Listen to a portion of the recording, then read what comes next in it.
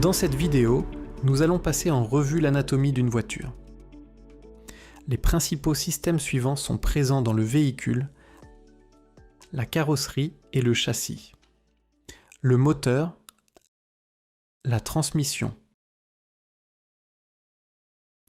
le système de suspension et les roues, les systèmes de commande, les systèmes électriques, ainsi que les sous-systèmes du moteur et les équipements de climatisation du véhicule. Examinons les principaux composants et ensembles du véhicule. Cela peut sembler compliqué maintenant, mais nous allons examiner chaque système plus en détail.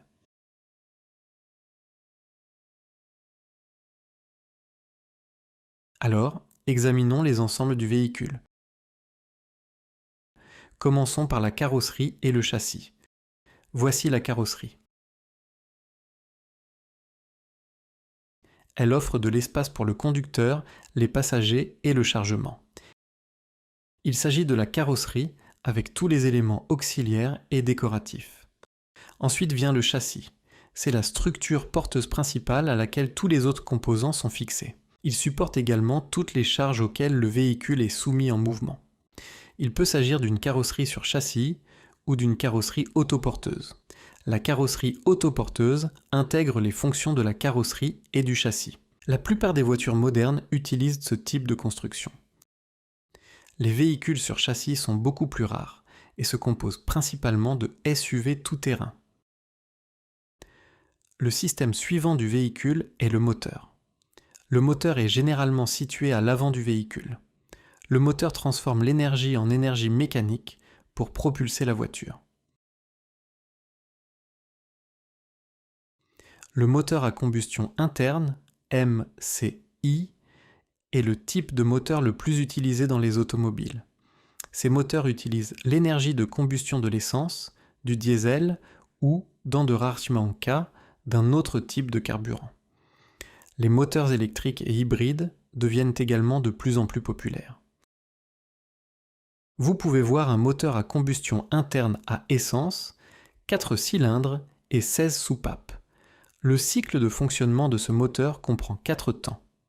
Admission, compression, détente, échappement. Le moteur comporte de nombreux sous-systèmes tels que le système d'admission, le système d'échappement, le système d'alimentation en carburant, le système de refroidissement et d'autres. Le moteur à combustion interne produit un travail mécanique et le couple est ensuite transmis à la transmission via le volant moteur. La transmission est le dispositif qui relie le moteur aux roues motrices. Elle transfère, modifie et répartit le couple vers les roues motrices. Les transmissions sont classées en fonction du type de boîte de vitesse.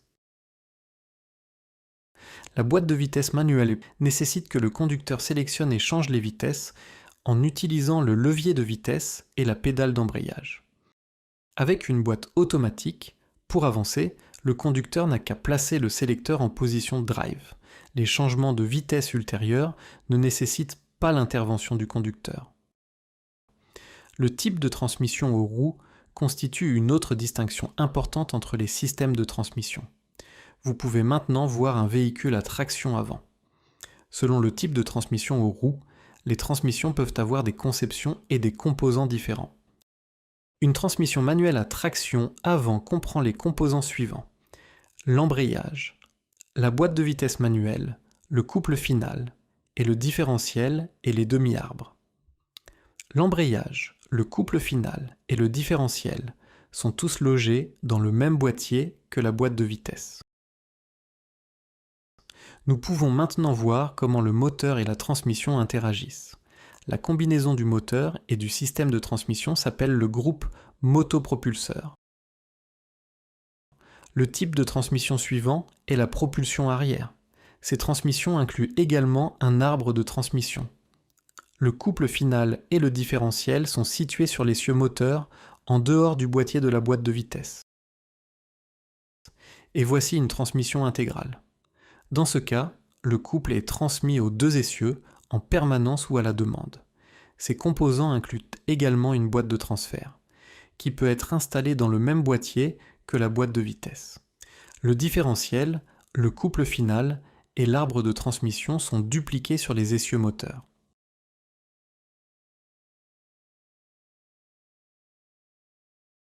Revenons à la transmission à traction avant et passons au système suivant.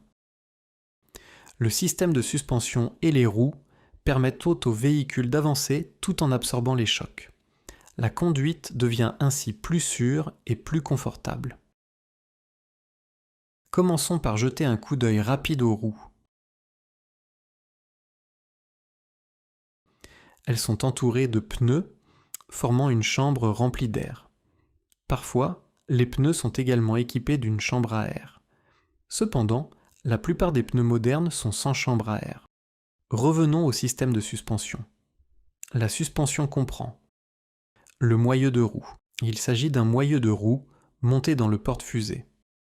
Le ressort. Dans notre cas, un ressort hélicoïdal. Les amortisseurs. Les bras, les biellettes et les poutres de suspension. Ce type de suspension comporte un bras de suspension et un amortisseur qui remplit en plus la fonction de bras de suspension. La barre anti-roulis, le sous-châssis et les silent blocks. À l'avant, on trouve une suspension indépendante de type McPherson, très répandue chez les constructeurs automobiles. Sur l'essieu arrière, on peut voir une suspension semi-indépendante avec une barre de torsion. Ensuite, les systèmes de commande du véhicule. Ils comprennent le système de direction, le système de freinage. Dans cette section, il serait également approprié d'examiner les commandes du moteur et de la transmission.